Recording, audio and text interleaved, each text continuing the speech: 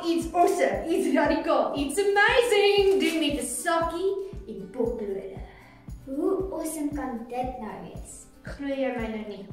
Nee, dis 'n sakkie Kersha. Tila, het ek jou al ooit teleurgestel? Ek dink, net omdat jy my nie glo nie, gaan jy my beste aan my wees.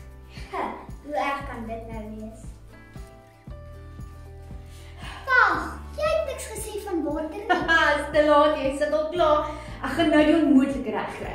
Ek gaan die potlood in die sakkie insteek.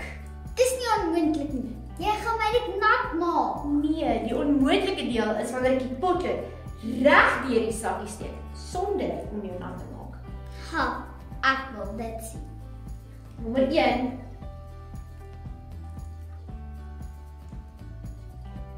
Nommer 2.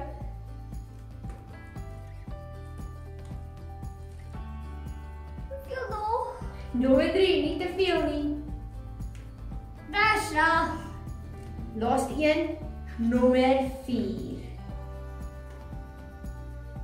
Sê jy regdeur sonder jy nat is. Wat?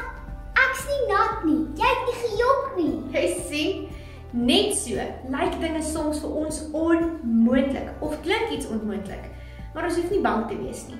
Selfs as Jesus vir ons iets vra en ons dink, "Wow, dis onmoontlik," moet ons weet ons kan enigiets doen want God is aan ons kant.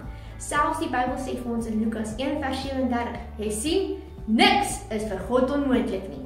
Want God kan enigiets doen en sal ons altyd help as ons hom vra. Presies. Kan ek nou probeer?